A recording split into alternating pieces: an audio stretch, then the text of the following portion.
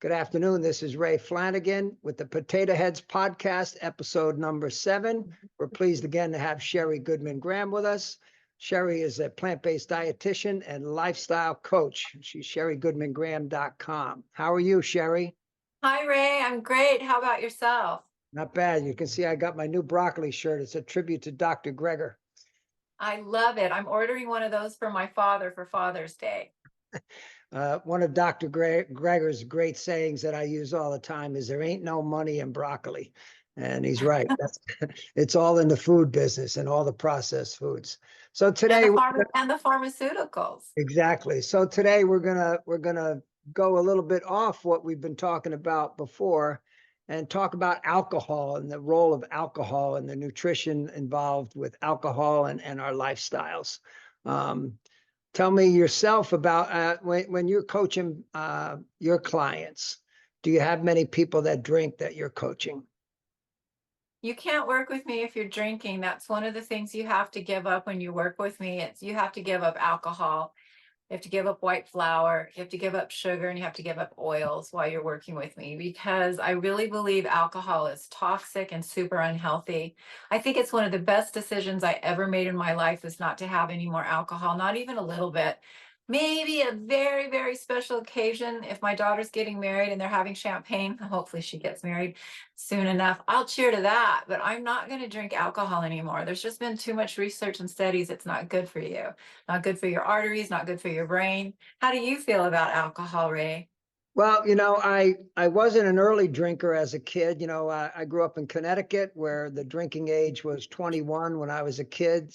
We were 20 minutes from the New York border where the age limit was 18.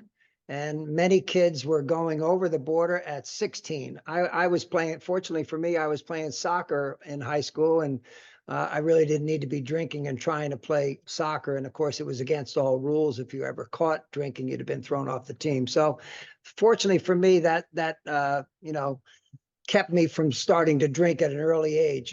Certainly, my brother and my sister both started at an early age, and I come from a very Irish family. So I did start drinking in college in upstate New York, and the drinking age was 18 up there, where there were some 90 bars in our town. And the town where I went to school, and I think it was 15 cents for a 17-ounce draft. So drinking was quite accessible. It was a thing to do in college. So I certainly started drinking more in college, mostly beer. And then I worked in restaurants early on where, we would do vodka tonics. We'd be running around like chickens with our head cut off all night. And a quick drink or two or three or four or five at the end of the night was a thing to do. And we kind of assumed everyone was doing it. So over time, I played a lot of Sunday league soccer where we drank after games. We sometimes went to a pub after our thing. So it was part of my lifestyle. But it was in 2008 when my little sister died of drugs and alcohol overdose, more of a drug overdose, but she was alcoholic. And when I cleaned my little sister's apartment, I think that changed me forever. I was 45 minutes away. I cried all the way home, and I haven't really had a drink since. That was 2008. So I'm 16 years totally sober with no drinking. And I just like you just said, I think it probably was the wisest decision I ever made. I have many friends that always have said, "Well, come on, Ray, why don't you just have one?" And I say, you don't really understand the Flanagans. We doing one was never one of our strong points. So I figured if I was going to quit, I was going to quit for good and kind of a tribute to my little sister who struggled so much. So it hasn't been difficult for me. And again, I think it's been a real healthy choice. I'm so glad to hear that. It is a healthy choice. Alcohol is toxic. Um, you can't really eat plant-based and eat healthy foods and also drink alcohol and think that you're healing your body. It's not good for your liver. It also creates you to go off program. Sometimes you're more temptation because your resistance and your mindset is off. So you have these, sometimes you have a tendency to want to overeat or blow whatever you had worked so hard for. It's the consistency over the time. And, alcohol is just something that you can't really receive the whole full benefits that we feel eating a whole food plant-based if we're still drinking alcohol. And I think unfortunately wine is considered acceptable, but really there's a lot of alcoholics that drink too much. And I'm not here to try to tell people to be sober. That's not my expertise. Mine is just health and the research. And Dr. Eselstein, who's my guru, from Forks Over Knives, who talks in length about the damage that it does to the arteries, to the brain, to the gut biome. All of it is just destroyed with alcohol. And so if you want to get healthy the plant-based way and heal all your core morbidities, that's something that you have to just remove out of your life, just like sugar, just like white flour, and just like oils. Alcohol is just another one of those things. And you feel great. I feel great. Everybody that I talk to that is off alcohol feels so much better overall. You exercise better. You don't have the hangovers and have the crazy cravings. So yeah, I'm so glad that we're talking about this, Ray. It's really important that people understand how important it is to give up alcohol if you really want to be healthy. Yeah. Sheri, when you sign on with a new client, are they already sober, or do you encourage them to get sober? I'm sure you must have some. They might be overweight from eating and also from drinking. I mean, They don't sign up with me when they find out that they can't drink any alcohol, because most of them have that martini Friday martini habit that they want to have at happy hour to relieve their stress. yeah. And I just won't sign you up. It's not a match. It just won't work. You don't lose weight when your liver is congested. You can't heal diabetes. You can't heal any of those core morbidities if you're drinking alcohol. So I really make it very clear when you work with me, you're going to be giving up, alcohol, white flour, sugar, oils while you're working with me. And we go cold turkey. That's the only way I think we can all agree is the best way. There's no moderation in any of those addictive foods or alcohol. It's something that we just agree to do. But what's nice about working with me is I'm there to support you during those times. And I have noticed since I've been plant-based, I don't have cravings for alcohol. It was such a pairing thing for me. Alcohol, like a glass of wine, went really well with cheese. Well, I'm giving up cheese. And then you're kind of craving something. But when you're eating lots of fruits and vegetables, you're not craving sugar. I'm not craving alcohol either. And I just love how clear my mind is and how much my body builds muscle, and I feel really toned and less bloated not eating alcohol. It was like you can't out exercise a diet. And I remember when I was drinking, I would be going to the treadmill and running for 45 minutes really fast and lifting weights, but still not achieving that real toned muscle that you get when you're not eating when you're not drinking alcohol and you're eating plant-based. Do you know what I'm saying? Yeah. Do you know what I mean? And I think that people think in their heads that alcohol might help them sleep better. The reality is it does not help you sleep better.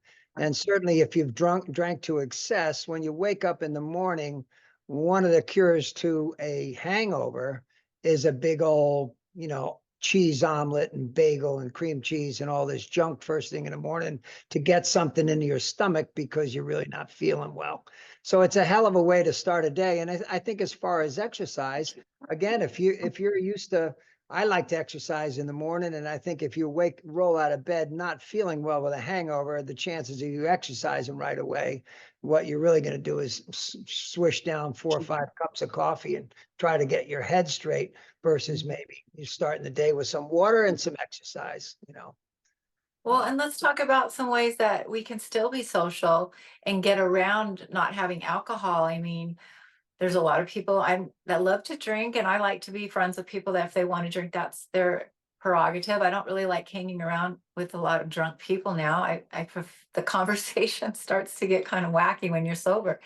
But I love the glass, the feeling of the fancy glass, the martini glass or the wine glass. So I often order a drink that's, virgin, or I like iced tea in my wine glass. I like a soda water in a martini glass. So I'm acting like I'm part of the party, but I'm not actually drinking. And I sometimes don't like it to be pointed out at the party often. I don't want to, some people just really don't want to be, they find you're a downer if you're not drinking. And so I don't like to draw attention to myself. So sometimes if I'm at a party where they're not close friends that don't know, and I'm more apt now to say, thank you, I don't drink, and I still get the look, you don't drink? Why not? And then you have to go in that whole explanation. Sometimes I say, pour it in, and I just kind of fake drink, maybe put it down someplace and get my own glass, or I've even known to go by the sink and just kind of toss it out, whatever, to be social and be part of the party, but not focusing on the alcohol. Would you have some tips, or how do you feel about that?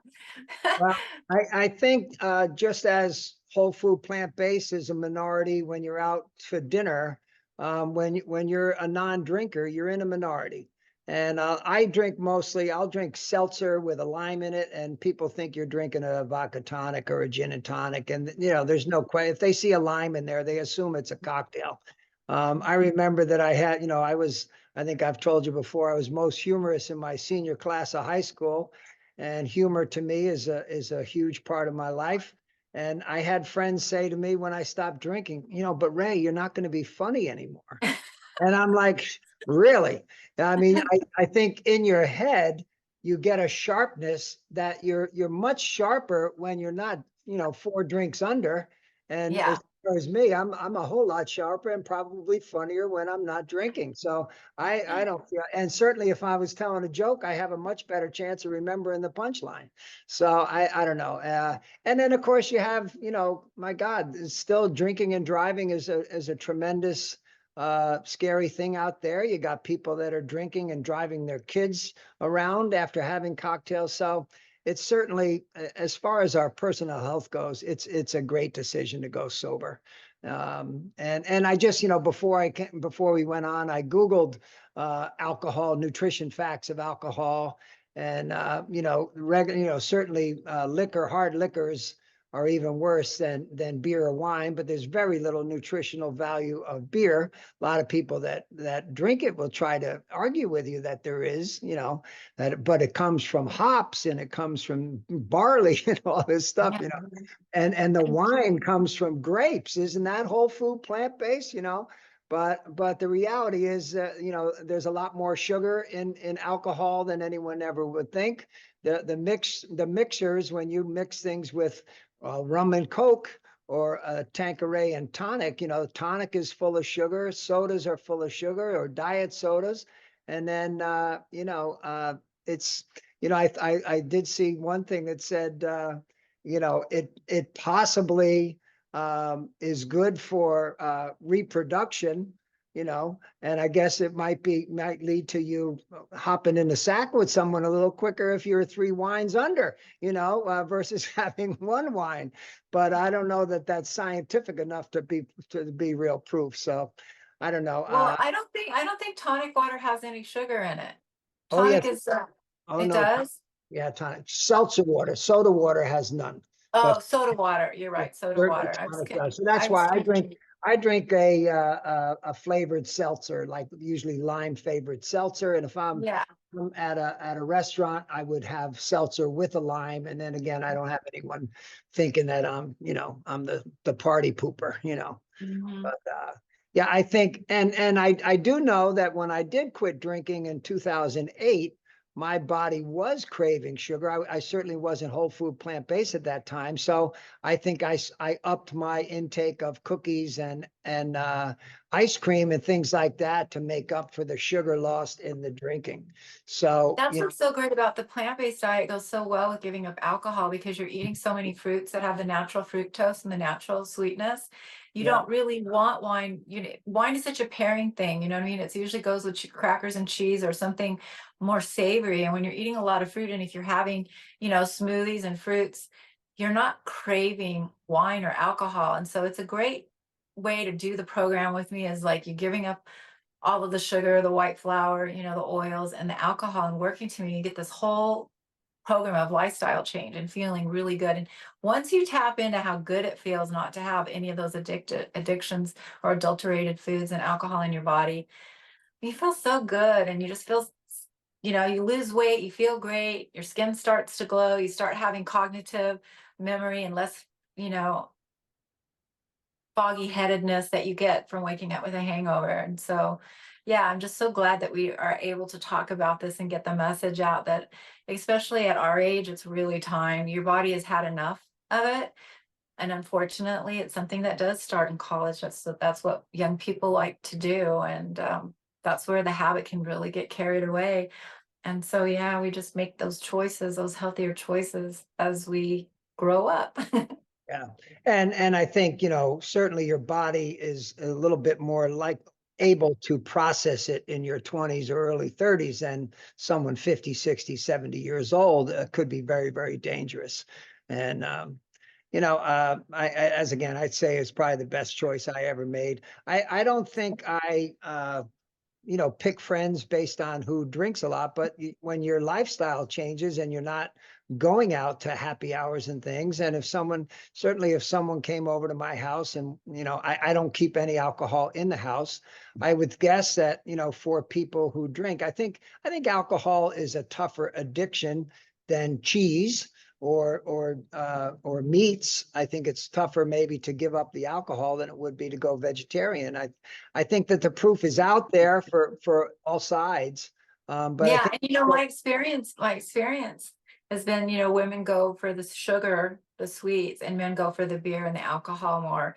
And yeah, yet they're both not healthy, but that's what yeah, the tendency is, to see that more men yeah, drink more than women do, but men don't eat as much sugar as women do. That's just been my experience. yeah. And when I was a young guy and waiting tables, a businessman lunch was a tax write-off. And I worked in a steakhouse where these guys would roll in there at 11:45 in the morning and they would have two tall martinis. I'm talking the big shaker glasses. And I would watch that bartender pouring straight gin into that glass with a little bit of vermouth, stirring it up. And these guys would have two of those at lunchtime. And I was, in my early 20s, and I would say, my God, there is no way that person can go back to work and do anything but put his head down on the desk. It's just not, it's not possible. So yeah, and I think just like smoking has changed over years, and people, it's not socially acceptable. It's really not socially acceptable anymore to go out and have a few cocktails on a businessman's lunch. When a waiter comes by to talk to people at lunchtime, it's a lot less common for people to have a martini at lunchtime. So that's a good thing.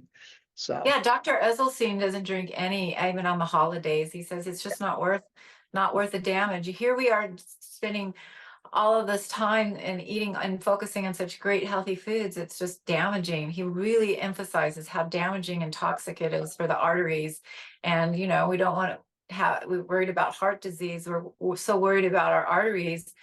That's one thing that he says is just really, he emphasizes. And that's where I love to, if anybody wants to read or see Dr. Esselstyn's any videos on alcohol to confirm what we're saying, he's got a lot, he's been a cardiologist. He's 91 years old, and he just really is against drinking. And it used to be you'd talk to someone and you'd say, "Do you smoke?" And they'd say, "Only when I drink." And then, of course, they would drink every night, so they'd have a cigarette. So then you're getting both the cigarettes and the smoking. I mean, Yeah. and the drinking. And what an effect on your skin. I think your skin with smoking and drinking certainly, Mhm. it shows up. It shows up. Mhm. So. Anyway, well, I'm so glad that you recommend that in your coaching. You would wonder if I said to you, "I'd love to have you coach me." I do have 2 beers every day, and you would tell me no, huh? Yeah, good, good. Well, I think you're on the right track. So that's good, Sheri. I think that's good on alcohol for today. Um, Yes, thanks, Ray. It was so nice seeing you again. I enjoyed our all right. conversation, and cheers. All right. We'll see you shortly, okay? Okay, take care. Bye for now.